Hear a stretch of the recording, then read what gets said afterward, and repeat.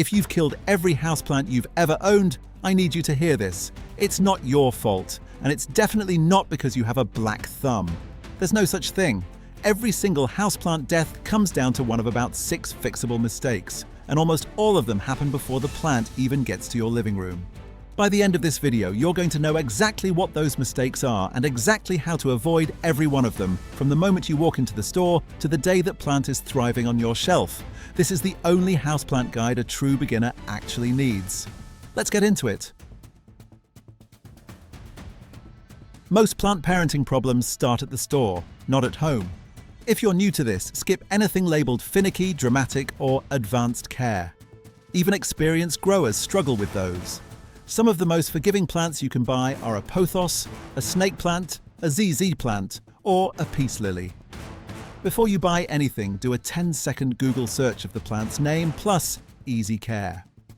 If the first results use words like specific or particular, put it back on the shelf and pick something else. You want a plant that wants to live, not one that's testing you. Once you've picked a candidate, flip the leaves over and really look. You're checking for tiny speckles, fine webbing tucked near the stem, or any black or red specks. Those are signs of spider mites or thrips. Check the soil too. Gently disturb the top layer with your finger. If you see tiny black flies hopping around, that's fungus gnats. They're common and not usually a deal breaker on their own, but you don't want to bring home a heavy infestation on day one. Here's something almost nobody tells beginners. That healthy plant sitting on your windowsill the same day you bought it. That's actually a mistake. Give it one more pest check at home, especially where the stem meets the leaf, since store lighting hides almost everything. And if you've got other plants already, isolate the new one in a separate room for about a week. It sounds excessive, but one missed pest can spread to your entire collection within days. It's optional, but it's the cheapest insurance you'll ever take out on your plants. Now look under the hood. Gently slide the plant out of its nursery pot and check 2 things. First, color. Are the roots a healthy beige or white, or are they dark, black, and mushy? Black slimy roots mean rot, and that needs attention right away. Second, space. Is there still room in that pot for roots to grow, or is it one dense, tangled mass circling the bottom? That second situation is called being root-bound. Not an emergency, but it means the plant will eventually need a bigger home. If the roots look healthy and there's still room to grow, leave the plant in its original soil for now. You don't need to repot it the day you bring it home. That's one more stress on a plant that's already adjusting to a brand new environment. Repotting can usually wait several months, sometimes well over a year. One thing that matters more than people think: the pot itself. Make sure it has drainage holes at the very lowest point of the container, not holes with a lip or ridge that traps water just underneath. That trapped water rots roots just as fast as overwatering does, even if you're being careful with the watering can.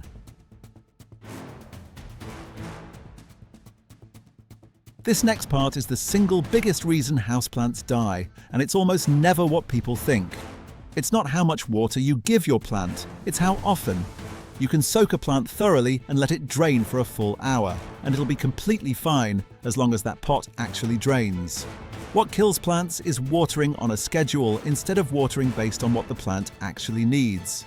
Here's the rule of thumb. Stick your finger about 2 inches into the soil. If it still feels damp, wait a few more days and check again.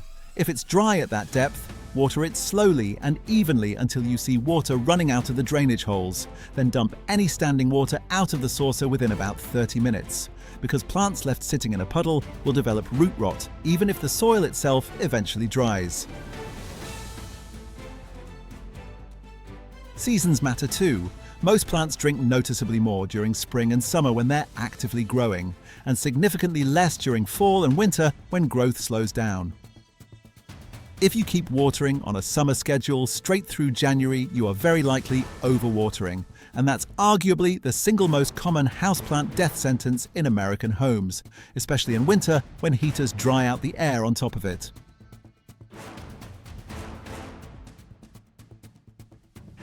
Now let's talk light, because this is where most beginners genuinely don't know what they're looking at.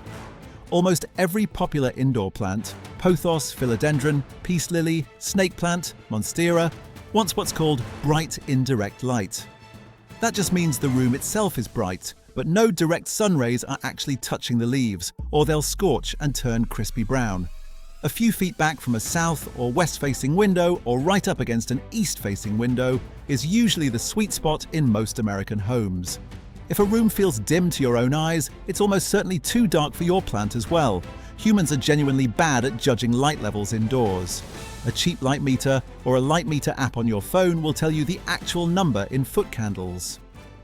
Under 500 is considered low light. 500 to 1000 is solid medium light most houseplants thrive in, and over 1000 is high light, which usually only happens within a couple feet of a bright, unobstructed window.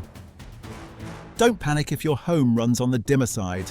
A plant in lower light just grows slower. It's not a death sentence. A simple grow light bulb screwed into a regular lamp solves that problem almost instantly. While we're on light, here's a habit that costs nothing. Rotate your plant about a quarter turn every time you water it. Plants naturally grow toward their light source, so without rotation, you end up with a lopsided plant that's thick and full on one side and bare on the other. Let's talk about food.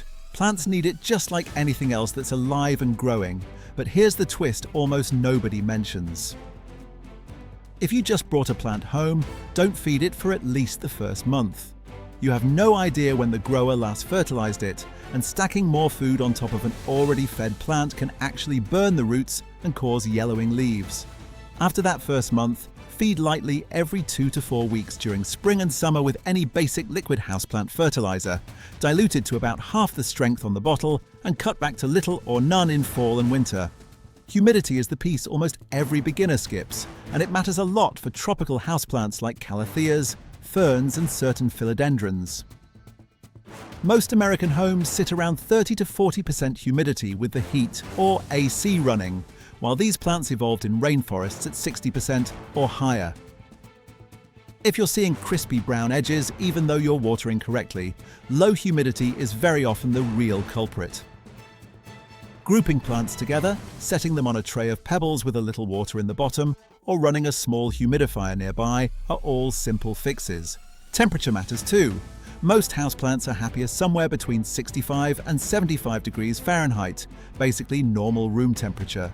The real danger zones are right next to a cold, drafty window in winter, directly above a heating vent, or in the direct blast of an air conditioner, so keep new plants away from those spots. Quick troubleshooting cheat sheet, since this is what most beginners are actually searching for when something looks wrong. Yellow, mushy leaves, especially lower down on the plant, almost always point to overwatering. Crispy brown leaf tips usually mean low humidity or underwatering. A plant stretching out, getting tall and leggy with leaves spaced far apart, is reaching for more light than it's currently getting. And dark, slimy, smelly roots mean root rot. Trim away the damaged roots and repot into fresh, dry soil right away. One last habit that genuinely moves the needle. Remove dead or yellowing leaves from the soil surface as soon as you spot them. Decaying leaf matter sitting on top of the soil is exactly what attracts fungus gnats and encourages rot near the base of the plant, so a quick cleanup every time you water keeps both pests and disease in check. That's genuinely it. Pick an easy, forgiving plant. Check it for pests twice. Water by feel instead of by schedule. Give it bright indirect light. Hold off on feeding for that first month, and keep an eye on humidity and temperature in the room it's living in. Get those things right, and you will keep a plant alive and thriving for far longer than you probably think you're capable of right now. If you want the exact moisture meter and light meter I use to take all the guesswork out of this, they're linked below. And if you're ready for round 2, I've got a video on the screen right now covering the most common plant problems people run into and exactly how to fix each one. See you there.